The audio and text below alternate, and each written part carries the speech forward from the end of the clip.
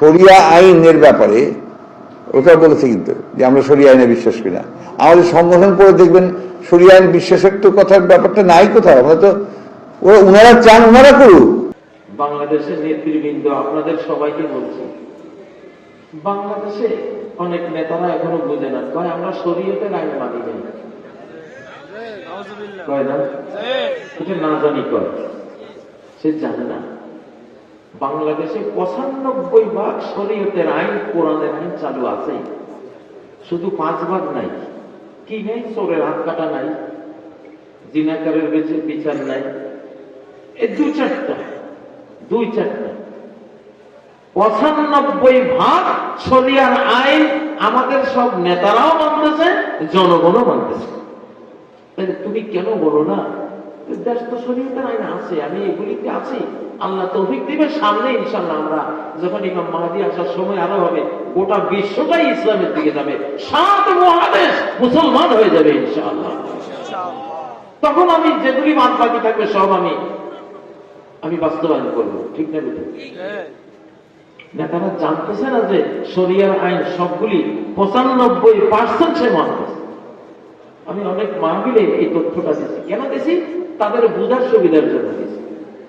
তারা যাতে না বুঝে না জেনে শরিয়ার বিরুদ্ধে গিয়া ওই আগুনে গাড়ার মতো আকাশের মাথা পড়ে মারা যায়। আচ্ছা বলেন, ৫ ওয়াক্ত সালাত এটা কি শরিয়া আইন না? ৪-৫ লক্ষ মসজিদ বানানো শরিয়া আইন না? প্রত্যেক মসজিদে আযান দেওয়া শরিয়া আইন না? একজন ইমাম, একজন খতিব, একজন মুয়াজ্জিন, একাধিক খাদেম শরিয়া আইন না? সালাতের যে ১২,০০০ মাসলা, নামাজের ১২,০০০ যে মাসলা, এই মাসলাগুলির মধ্যে একটাও কি আমেরিকান মাসলা আছে নাকি ব্রিটিশ মাসলা আছে? ১২,০০০ মাসলার প্রত্যেকটা মাসলা শরিয়া না? শরিয়া আইন না? আচ্ছা, তাহলে এই দেশে যে নামাজ প্রতিষ্ঠিত আছে এইটা তো শরিয়া আইন আছে। এই দেশে যাকাত আছে না নাই?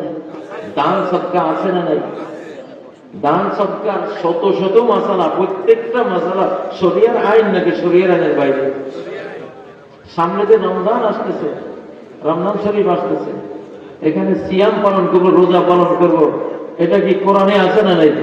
কুতিবা আলাইকুমুস সিয়াম, তোমাদের উপরে সিয়াম ফরজ, ঠিক না? সাহারি শরিয়ার আইনের বাইরে? ইফতার শরিয়ার আইনের বাইরে? তারাবি কি শরিয়ার আইনের বাইরে?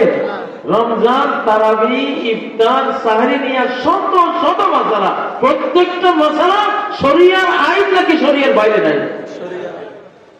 এরপরে হজ উমরা ধরো, হজ উমরা করতে গেলে কত মাসালা আমাদের জানতে হয়, শিখতে হয়, ঠিক না?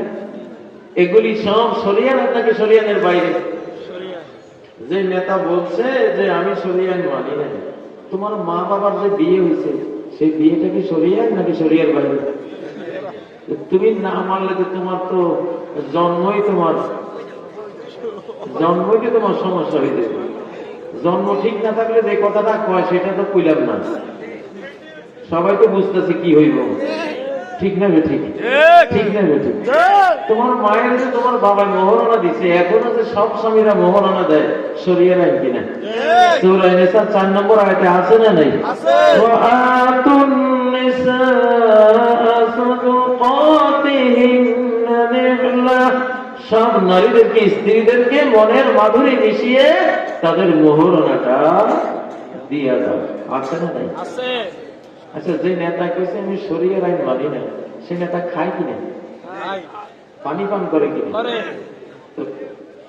খাদ্য খাওয়া, পানি পান করা এটা তো ফরজ, কারণ এইটা না খাইয়ে তুমি মরলে আত্মহত্যার মহাপাপ হবে এবং তুমি জাহান্নামে যাবে। তুমি যা খাইছো দুনিয়া শুরু থেকে, মায়ের দুধ থেকে শুরু করে আজ পর্যন্ত যা খাইছো তুমি, প্রত্যেকটা শরীয়তের আইনে আছে না নেই? তোমরা খাও, তোমরা পান করো।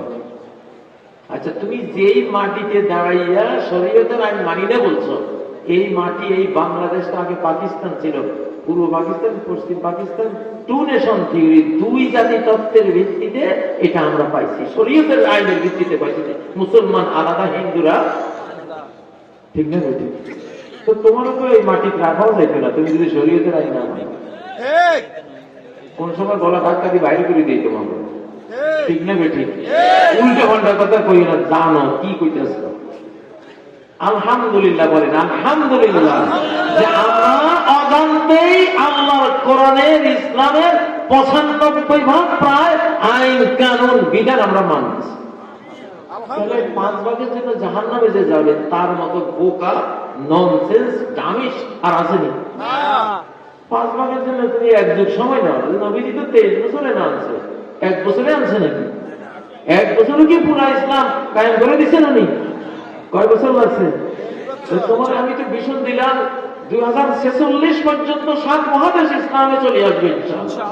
নবীজির 23 বছর, আর শেষ জামানার 23 বছরে লাগবে, বেশি লাগবে। এটা হাদিসে কোরআনে ইঙ্গিত আছে, কোন কোন হাদিসে ডাইরেক্ট আছে।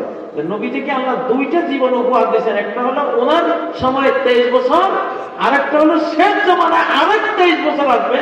কোরআন থাকা মানে উনি আছেন, ওনার সুন্নাত আছে মানে উনি আছেন। এই 23 বছরে বাকি অর্ধ পৃথিবী মুসলমান হয়ে যাবে ইনশাআল্লাহ। তাহলে তুমি জীবনে এই কথা বলো না যে আমি শরীয়ত মানি না, তুমি নাদান। কি নাদান? এই জাতীয় করে আল্লাহ কইছে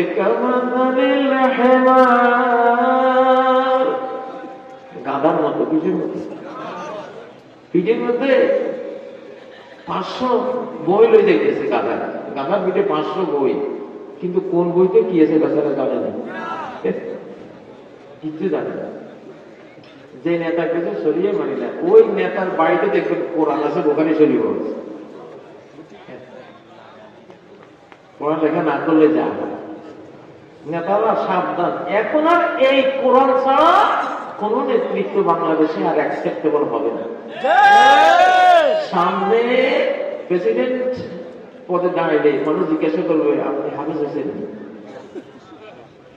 প্রধানমন্ত্রী হাফেজ হন আগে তো, এবার দোকান হাফেজ না, তুরস্করে কোথা থেকে কোথায় নিছে আল্লাহ তার রাসূল কোরআনের বরকত। কিসের বরকত? তারপরে এক বুড়া খমিনি, 85 বছরের খমিনি কি করতেছে, গোটা পৃথিবীর বুকে মুসলমানদের মান সম্মান আকাশে তুলে দিচ্ছে, ঠিক না? বরকতটা কোথায়? কোরআন ওয়ালা। কি কোরআন ওয়ালা ভাইরা? কোরআনের যুগ শুরু হয়েছে, কোরআনের বাইরে এখন আর কিছু করতে পারবে না। সব নেতারা সাবধান হয়ে যান, কোরআনের বিরুদ্ধে কেউ যাবে না, কেউ কথা বলবেন না। রংপুরের ডিসি বলেছেন ইমাম যদি মসজিদে হা ভোটের কথা বলে তবে কেউ বাধা দিতে পারবে না, বরং উৎসাহ দিবে। এর ব্যাপারে কিছু বলবে, ফাইন, মাশাআল্লাহ, ডিসি সাহেবকে ধন্যবাদ। দেখা যায় এমনি দেশ মানে দেশপ্রেমিক মানুষ, ঠিক না? আমরা আজাদির হা ভোট চাই, গোলামীর না ভোট চাই না। আজাদির ইসলামের জোট চাই, গোলামীর জোট চাই না। এর অর্থ এই নয় যে তোমাদের লোকে মারামারি করবো, তোমরাও আসো আমাদের লোকে, আমরা সবাই মিলিয়ে দেশটা চালাই, ঠিক না? হ্যাঁ, ছোট্ট একখান দেশ, সামনে যে মহা বিপদ আসতেছে, বাংলাদেশের উপরে তো বিপদ আসতেছে। খাইসা রয়েছে তো চারদিকে হাতিয়ার লইয়া, খালি ভিতরে একটু গন্ডগোল লাগাইতে পারলে ওনারা নাজিল হবে, বুঝেন না? অতএব কোন সুযোগ দেওয়া যাবে না। ইনশাআল্লাহ আল্লাহ এখন সাথে আছেন। নেতারা যদি বিশ্বাসঘাতকতা করে নেতারা উড়ে যাবে, বাংলাদেশ উড়ে যাবে না। বাংলাদেশ দিগ্বিজয়ী দেশে পরিণত হবে। যদি বাংলাদেশে কেউ টাচ করে, হাত দেয়, যে হাত দেবে তার দেশ শুধু খাইয়া ফেলাবে বাংলাদেশ। এখন আর আগের যুগ নাই। তো এজন্য হ্যাঁ ভোট মানিত বাংলাদেশে ইসলামের বিজয়ের পক্ষে ভোট দেওয়া, আলিম ওলামার বিজয়ের পক্ষে ভোট দেওয়া, কোরআনের বিজয়ের পক্ষে ভোট দেওয়া, মাহফিলের বিজয়ের পক্ষে ভোট দেওয়া। যদি ওই 5ই আগস্ট না হতো আজকে কাজী ইব্রাহিম এখানে থাকতো? সম্ভব ছিল? আমি তো ভাই বাংলাদেশ ছেড়ে চলে গেছিলাম, কাতার 1 বছর, দুবাই 6 মাস, সৌদিতে 6 মাস। আমার নিয়ত ছিল যে ইমাম মাহাদিরে লই আইসা দেশ দখল করুন, ওই নিয়ত করে গেছিলাম। সৌদি থেকে চলে যেতাম, ইমাম মাহাদি বাইতুল্লাহতে আসবে, পরে রাজধানী হবে। আল্লাহ তাআলা তো অতদিন তোমার অপেক্ষা লাগবে না, তুমি আসো, দেশে কাজ আছে। আলহামদুলিল্লাহ। তো সেজন্য ভোট এটা আমাদের আল্লাহর পক্ষে, রাসূলের পক্ষে, এই মুসলিম মানচিত্রের পক্ষে, এই কোরআনের পক্ষে, ঠিক নয় কি? এই দেশের লক্ষ লক্ষ মুসলিম আলিম ওলামা দেশপ্রেমিকদের পক্ষে, ঠিক না? এই ভোটটা আমাদের 750 নদীর পক্ষে, আমাদের নদীগুলিকে হত্যা করে ফেলেছে, ঠিক না? ঠিক। ইনশাআল্লাহ ভোট বিজয়ী হলে আগামী 100 বছর আমাদের নদীতে নতুন করে হাত দিতে পারবে না ইনশাআল্লাহ।